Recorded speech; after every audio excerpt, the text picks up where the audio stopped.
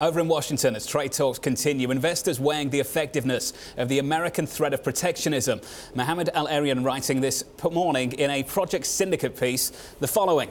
More people now are beginning to wonder whether the new US approach, provided it's not used repeatedly, could in fact serve as a beneficial disruption that helps reset international trade relationships and place them on a firmer footing. Could it be a force for global good? Mohamed back with us now. Mohamed, your thoughts? Explain that for us. So it's very simple. Distinguish between the what and the how.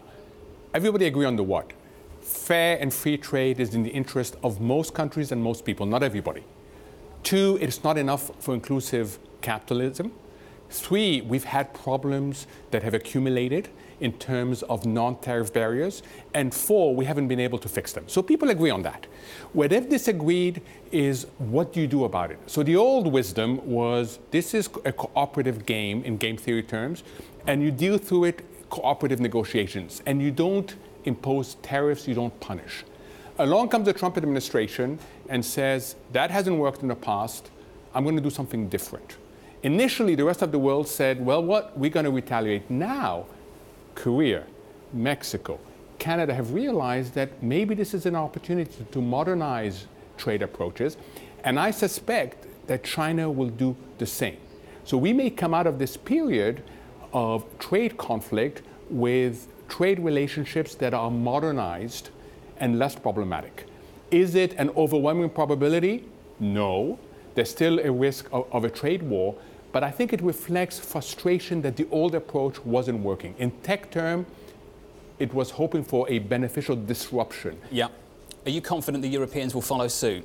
I am. I think the Europeans will follow suit simply because if they engage with a trade war with the US, they lose a lot more. And what the US has shown is a willingness to incur some damage domestically in order to change relations. It depends how you define the optimal outcome, I guess, Mohamed, because for the president of this administration, they might define putting this right and making it fairer as the trade deficit completely closing with the Chinese. That's not necessarily fair, but that's their goal.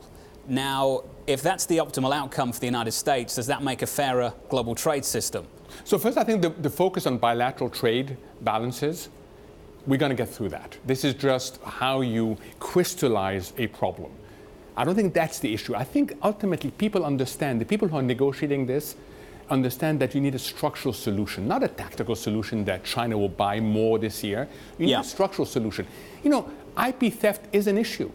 What other topic unites corporate US with government? IP theft. Forced transfers of technology is an issue. So I think that these non-tariff barriers are an issue. We've made huge strides in reducing tariffs.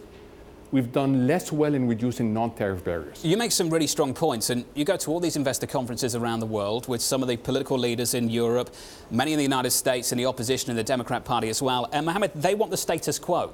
They just want things to stay as they were because they think that outcome is okay because global policy is predictable and you can work within those constraints. What do you tell them? How do you get them to change their mind? So you said the right word, predictable. The minute you have a disruption, things become unpredictable. And the minute you have a disruption, you worry you have what economists call multiple equilibria, that you'll have another disruption. So the concern in the rest of the world is that the US will use this repeatedly, that the US will use its strength repeatedly. Yep. And that's what the concern is. I think deep inside they realize that you need to fix trade. The Europeans completely agree on the issue of IP theft. They completely agree. So there's a recognition that you need to fix things. What they're worried about is that this will be a repeated game. And if it's a repeated game, it becomes problematic.